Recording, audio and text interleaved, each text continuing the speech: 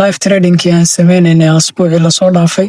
journaalinkiisa insha Allah aan isla aragno iyo dhammaan tradyadii aan qaadanay si lamida bisha September oo dhan maadaama bisha ay dhamaanayso oo next week October ay bilaabanayso insha Allah sida aragtaan Monday-gii 5 maalmood baa trade gareynay Monday-gii baa soo bilowna trading-keena ilaa iyo Friday lacagta dahabka kaliya oo ku trade gareynay mostly London session marka laga reebo Friday-ga oo NY session aan trade gareynay asbuucan badanaa laba trade baan qaadanayna marka laga reebo maalinkii ugu horeysay alxamdulillah maalinkii ugu horeysay waa waan gareynay trade-keena sida aragtaan 72 bay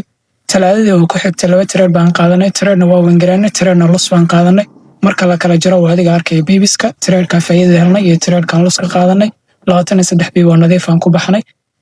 arbacadii marka la fiiriyo laba trade baan qaadanay labadaba win baa helnay alxamdulillah 88 bii isku darka khamiisii laba trade baan qaadanay maalinkan ugu xumeed bay ahayd labada trade ba loss baan qaadanay waxayna isku noqonayaan marka 55 bii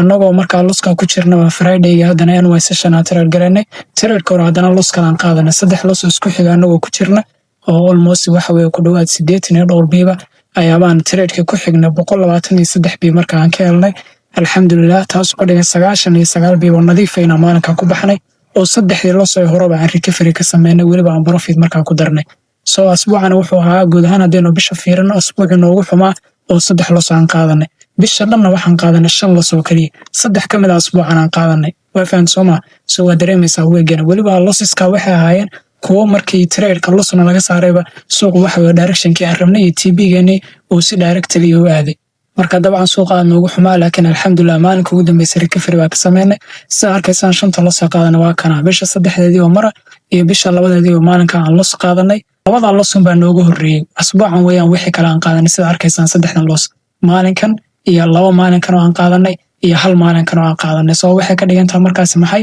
inta marka la isku daro 4 5 iyo 6 soo afwan 6 loss weeyaan marka bishan oo dhan inta trade aan arkaysaan aan qaadanay inay muuqanaysa oo 6 kaliya aan loss qaadanay waliba 3 kamid ay yihiin ama waxaan dhihi karnaa 4 kamid ay yihiin hadda asbuuci ugu dambeeyay marka alxamdulillah runtii bishan bilaad u fiican bay noo ahayd biin ilaa waxa rajaynaa bisha October inay nooga sii fiicnaato nabadgelyo